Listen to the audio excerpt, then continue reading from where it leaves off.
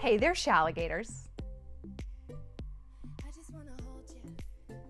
Shawn Mendes was spotted making out with his ex, Camila Cabello,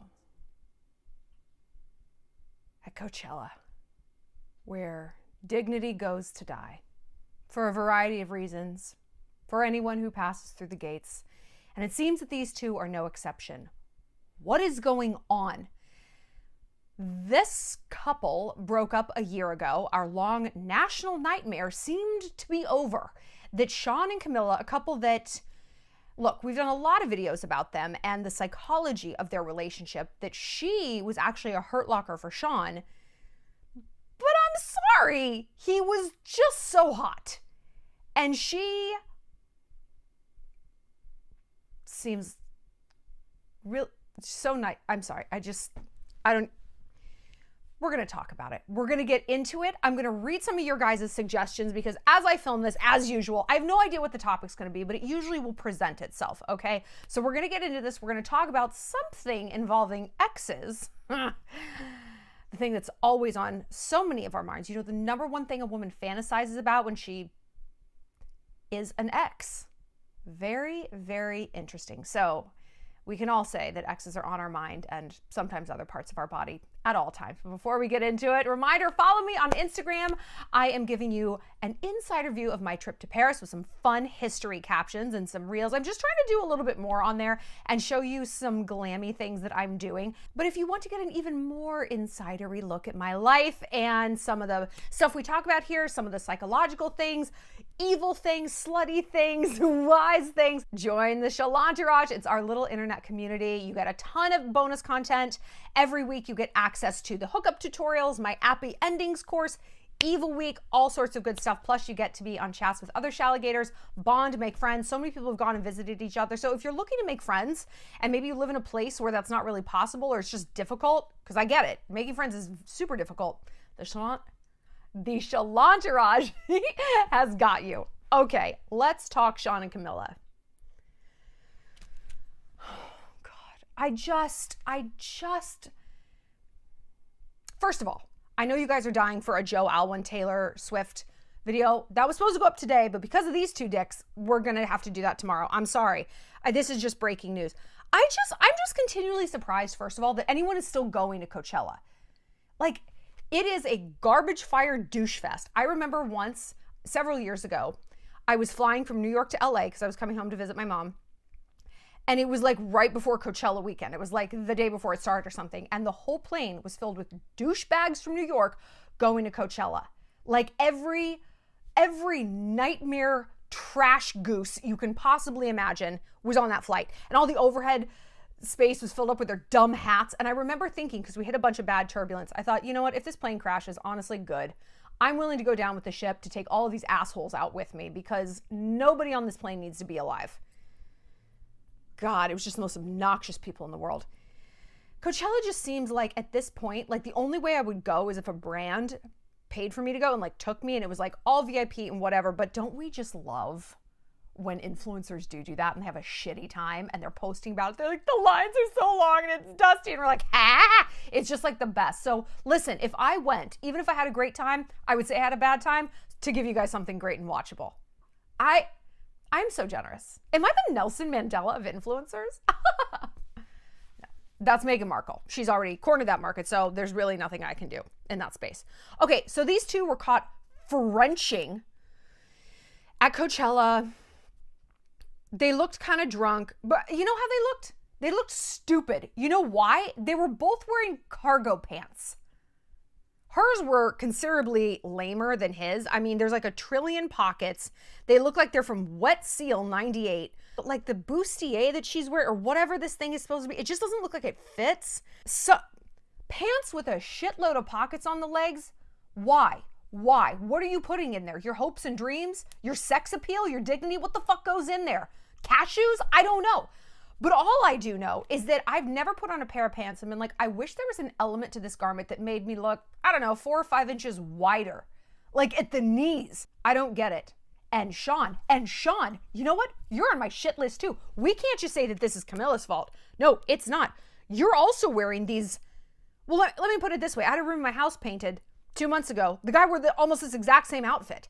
Like some sort of like old t-shirt you got at a brewery in like upstate Vermont where you were like high on weed. Some dorky like, why do you have a bandana?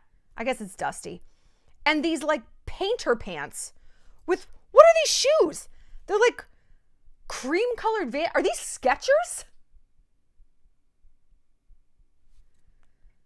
Shawn does this to us, right?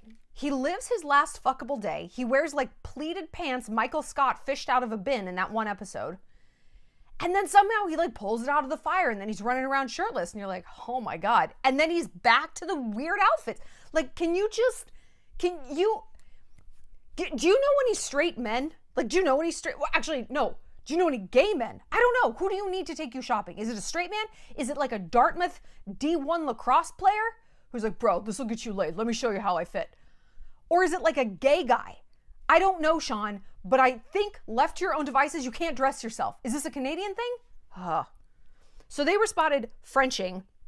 They both look wasted at like a concert and a bunch of people got footage of it and they're like smiling and laughing and they go in for the kiss. What I need to talk to you about is how hard he negged Sabrina Carpenter. Like, do you remember this was, what do you mean, I remember this? This was like in February because they were both at the Oscars and everyone's like, they're dating because they've been spotted out like getting coffee. How tall is she? Are you guys looking at this picture? She's like a little pygmy. She doesn't just look short. I feel like this is an optical illusion. What is this? And I'm short. So listen, I'm not throwing stones from my glass house that's full of stools because I need them to get on the top shelf. But so yeah, like he was like, oh no, we're not dating.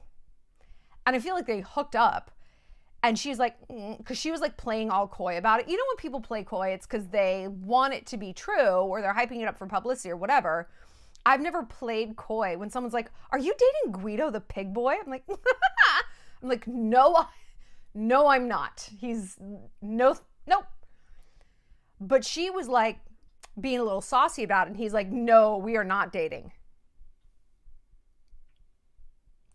Got it.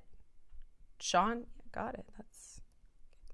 Oh, and yeah. So the other rumor about Shawn that we do have to address is that he was dating that 50-year-old chiropractor. Is that who she is?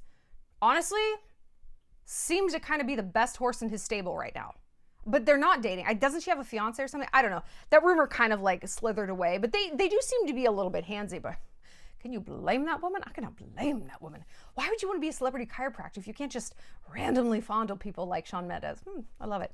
And in terms of dating, Camila hasn't really been doing much. Page 6 says she dated, here's the who's who if nobody fucking cares.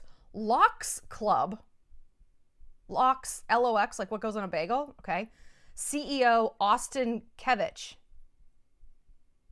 Who the hell is that person?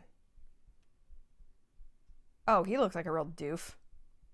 Oh, what the fuck is this picture? Oh, okay, but let's go to Instagram. My darling Heather. How to know if you should give a guy another chance. This is a great topic. How do you know if you give your ex another chance? Okay. First of all, you guys know I have my course on how to get your ex back. This is the perfect time to talk about this.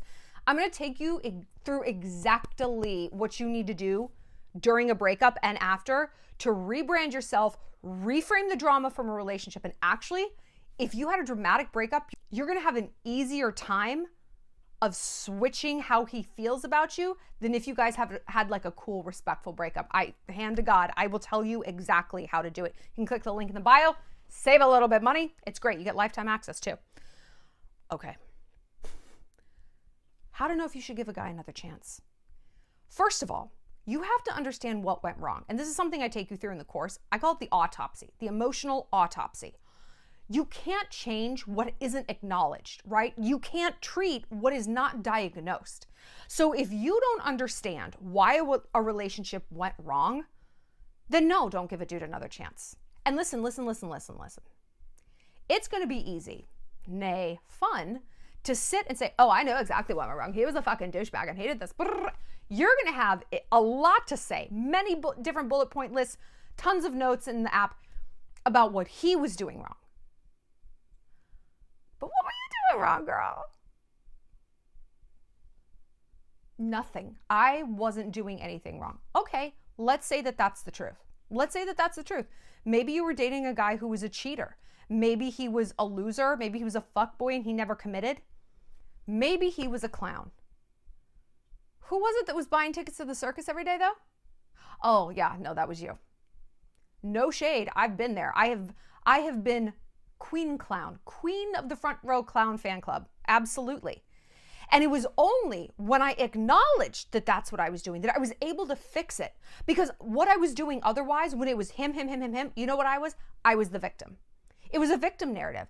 And how can you ever craft something positive and healthy and reciprocal and collaborative and loving when one of you is the victim? That's not a healthy partnership. That's a completely different dynamic. A victim and a perpetrator, that's not a relationship. That's a crime show. Big difference. So once I was like, okay, look, he might have been wrong for doing XYZ, but I was wrong for tolerating it, for permitting it and promoting it, for not communicating, blah, blah, blah, blah, blah. So before you look at him and indict him, well, are you different? Are you different, sweetheart? Are you? Because look, if he has changed, let's say that this guy has changed 180, like everything that was wrong is now right. If you are still in the same place, it's not going to matter. You are still going to reach the same sticky end because it takes two people who are in a healthy place to form a healthy relationship, not just one. And honestly, fuck you if he's got to do all the work and there's nothing you need to do. And I'm saying that to my previous self, probably myself today.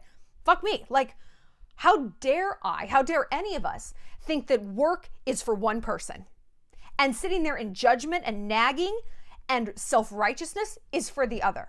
Would you want to be in a relationship where that role was reversed? Where he was just coming down on you again and again and again, and he had the high ground. He was mansplaining and preaching. No! So we can't do that either. We're about equality around here, right? Well, we're about being treated better, but you know what I'm saying. So if you're going to give him another chance, you need to, number one, understand exactly what went wrong in your relationship, what parts you both played, and then ask yourself, real deal Holyfield, are you still doing that? Well, no, I'm not still doing that. We're not even together. I get it. I get it.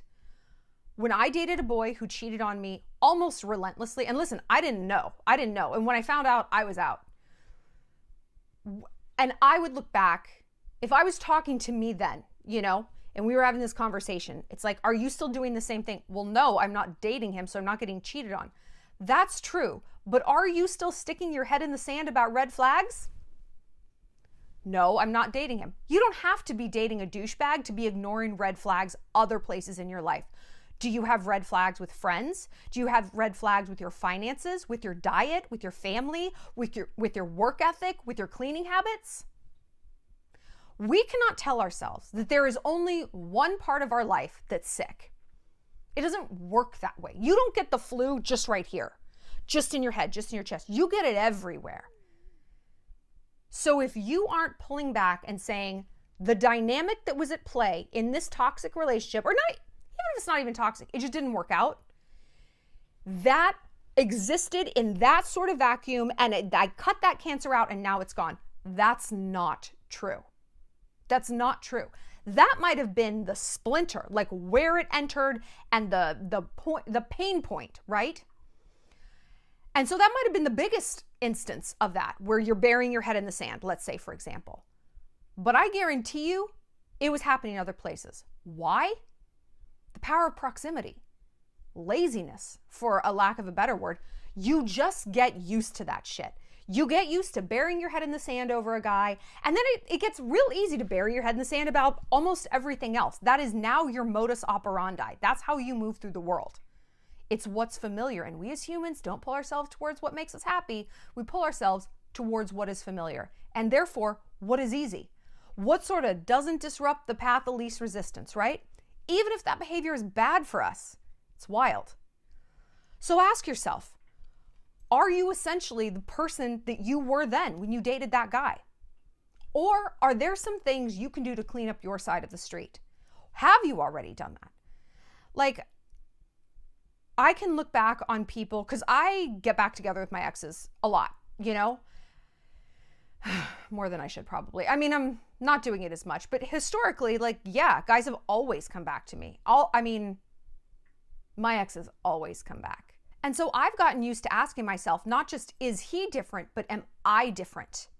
How did I contribute to that outcome? Because again, if you sit here and think that you didn't, you're being a victim. It's really unsexy. People don't want to fuck a victim, despite what everyone in 2023 seems to think as they're, indulging in the sport of victimhood. You're not fuckable. You're actually repellent. It's not sexy. It's not cool. You might be getting attention. It's not the right kind of attention, which is fun, hot, sexy attention. I want fun, hot, sexy attention, not like pity attention. If those are the choices, fun, hot, sexy. Thank you. Not pitiful. Oh, she's so brave. No. I'll take the fun, hot, sexy. No. This one. So that's how you know if you should give someone another chance.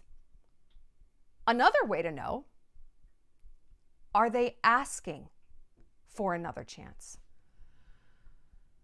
Oh, God. I know. I spent so many years of my life dating like it was a Mad Lib.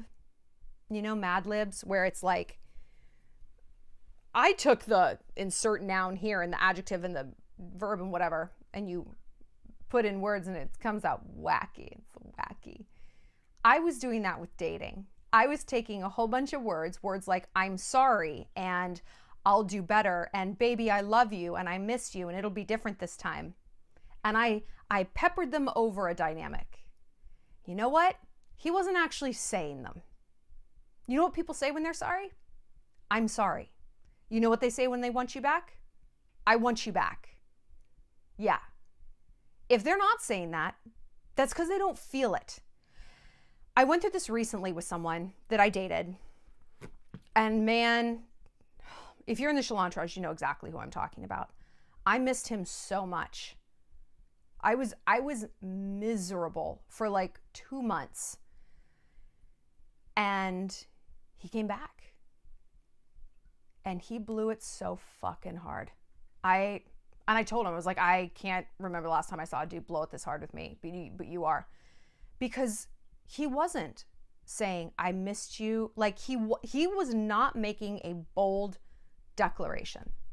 And I believe that's what has to happen when you've been apart and you've had time to realize what someone means to you. And if you're not communicating that, either they don't mean anything or you're too immature or too chicken shit to say it. And quite frankly, I don't want to be with either one of those people. I don't want to see where it goes and get to know each other. You know me. We've known each other. And if you can't make some sort of statement when you're here in my doorway, as painful as it is, I'm walking away. I just don't accept that,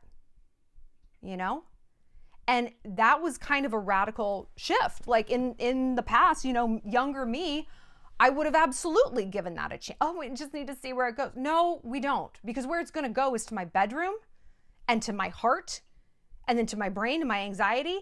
And where he's going to go is out and living the rest of his life. And that's not fair. So if there's somebody who's coming back in your life, are they coming back in a legitimate, real way? Like once the like, hey, how have you been? Yeah, no, good. How have you been? Once like that ice has been broken, you're like actually having like a talk. You're hooking up. You're hanging out. If he isn't making a statement, bye. Especially if you guys start talking about this and it's like, well, I don't know. I don't know if I'm in the place. Let me stop you right the fuck there and call you an Uber because this is done. This is done. This is your shot to look me in the eye and say, I'm not going to lose you again. And if you're not saying that, if you're not a hell yes, baby, I'm a hell no. And I've had to say that to somebody recently. It was awful. It tore my did I just say it tore my whore out? It kind of did. I want to be a slutty monogamous, but these hoes make it so hard. They make it so hard. Okay. Let's keep reading.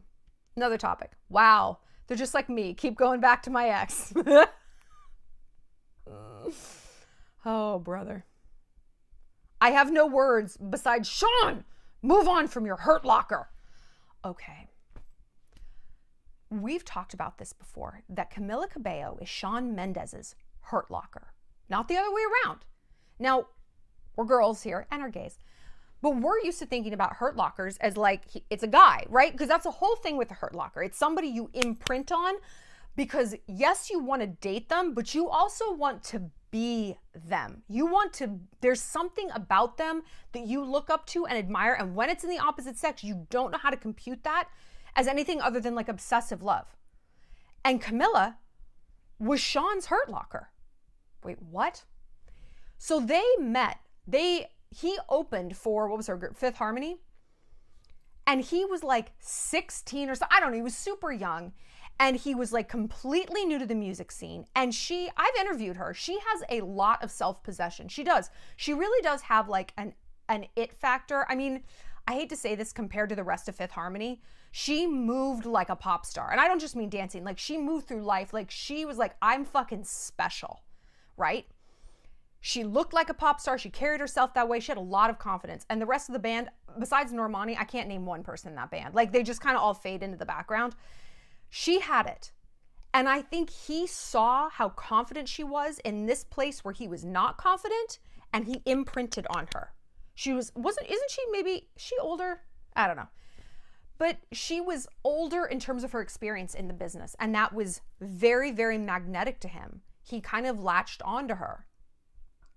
And then he got her. And then they dated. And we've done videos on like when you actually date your Hurt Locker.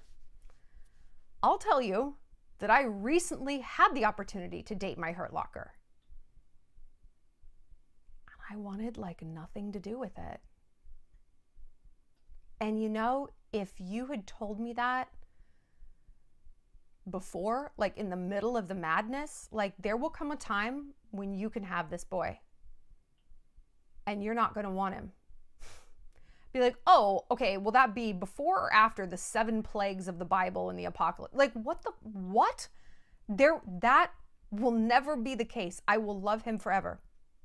No, you won't. I mean, I still have love for him, but do I want to date him? No. It was a weird, weird feeling. Weird.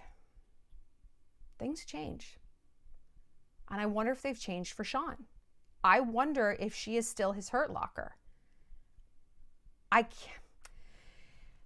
The way you dismantle a Hurt Locker is by turning into that person. And I don't mean this in like a weird way, but like you have to dismantle the Hurt Locker and be like, what does this person represent? What are they a getaway car from? What will dating them like blast onto me? How am I cutting the line by dating this person? And then you go do that. Like Shawn has sold out way bigger arenas, I think, than Camila has. And her albums are great, honestly.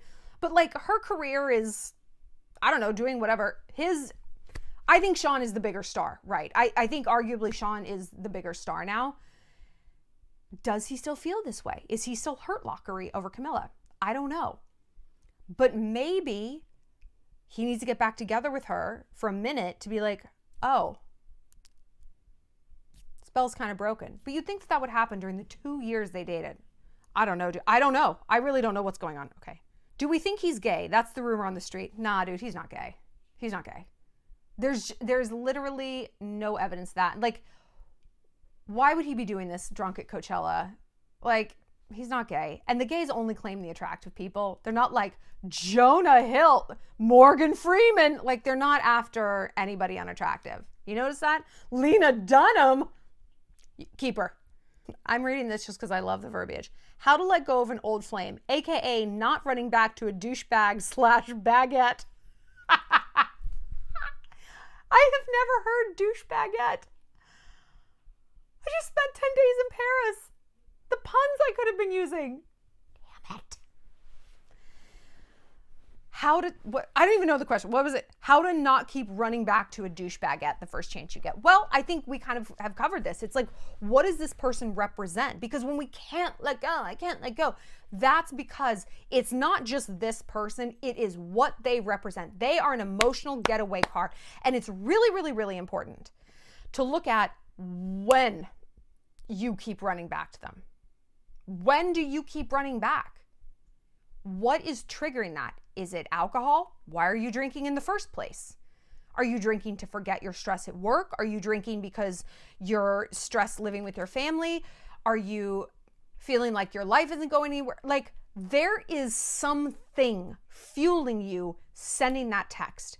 And it could be as simple as like, I just have all this like low-grade anxiety around like 10 p.m., you know, and I'm trying not to like get up in the kitchen and go eat, but I just text Matt, hold on. Okay, why do you need to get up and go eat? What is the root of this anxiety? Are you thinking about your day tomorrow? Are you looking around your room and how dirty it is and you don't want to clean it? So you're like, I know, let's make a mess on my phone. Just dig a little bit deeper. There's something there, because very rarely is it that guy that you can't let go of. And we just talked about this in the video yesterday. It's like, give me 5 adjectives to describe this dick you can't let go of.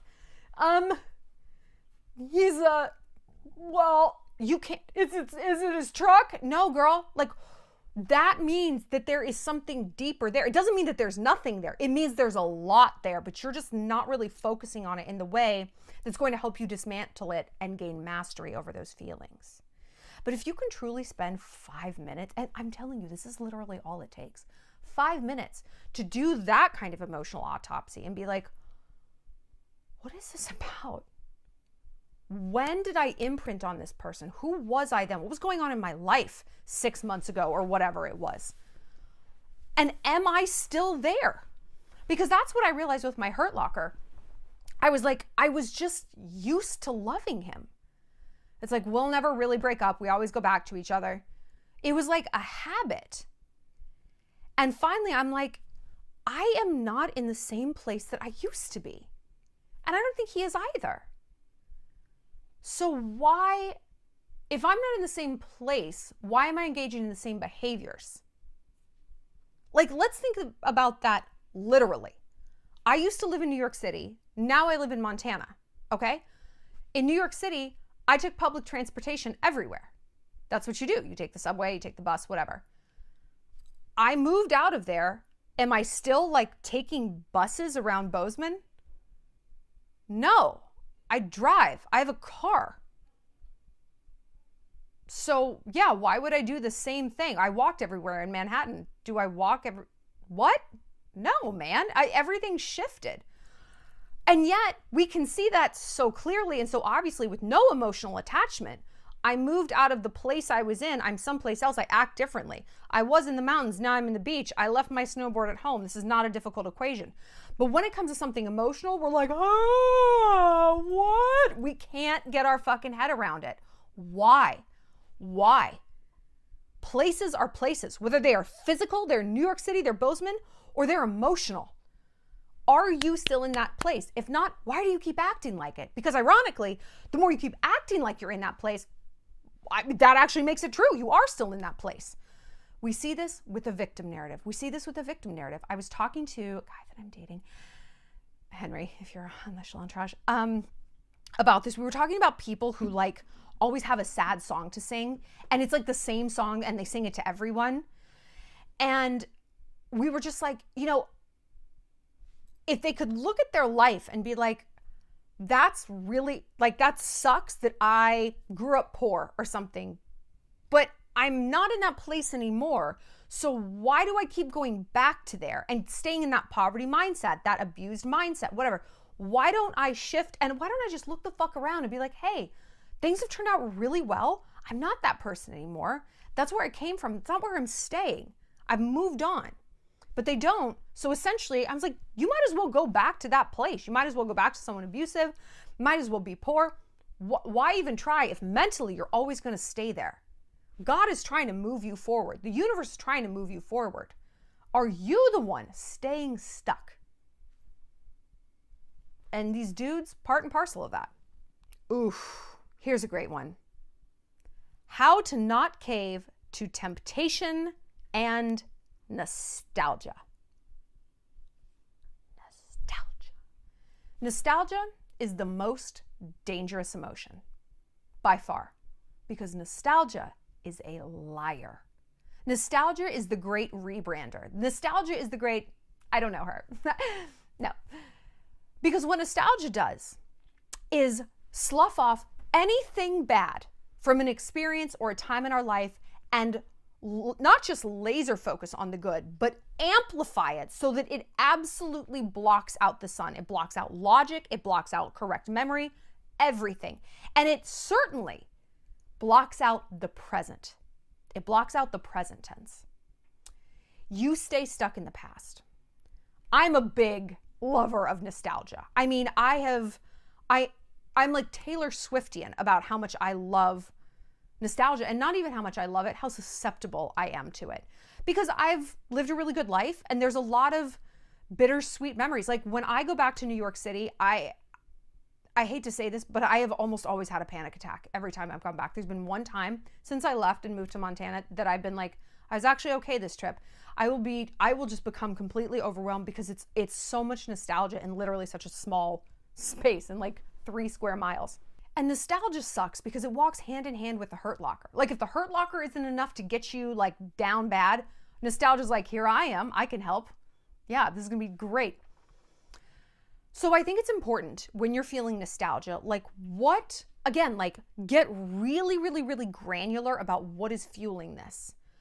Like when I think of my most nostalgic time, it's when I studied abroad in college. I went to Rome for like 6 months.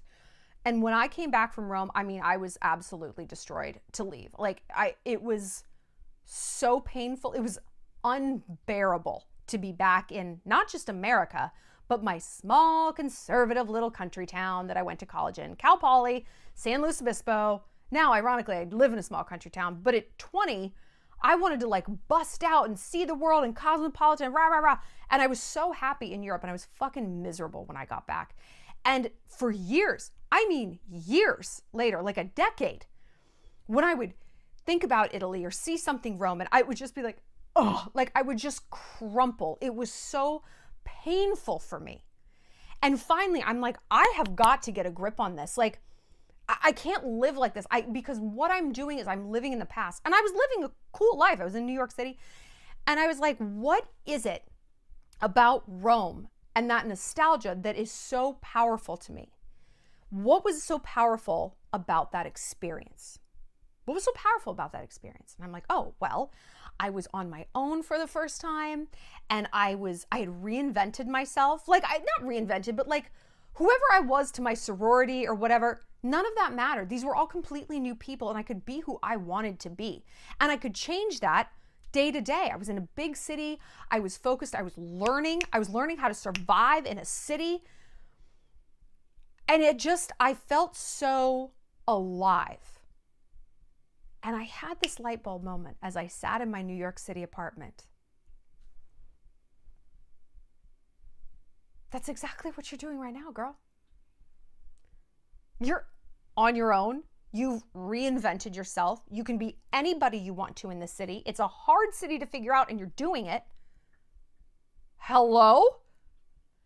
And I won't say that the spell was broken, because I will always love Rome. I will always be nostalgic, of course, but I was able to gain mastery over those feelings. I was able to say, okay, exactly that. I will love this forever. I will always love Italy, but I can also, like we were saying about nostalgia, it steals the present from you. Cowboy, he needs nothing from inside here. Now, though, I was able to inhabit the present more, right? But maybe that's easy to say about a city. What about a person? Okay, same shit. You have that nostalgic feeling about someone. Maybe it was somebody you met studying abroad or on vacation, or like that one amazing semester at your new school or whatever it was. But that's the thing. I guarantee you it is more about the setting than that actual person. They were just on the stage, but it was actually the whole stage that you were looking at. Does that make sense? So I want you to look at not the person, because that's just your touch point for that nostalgia. That's just the touchstone, right?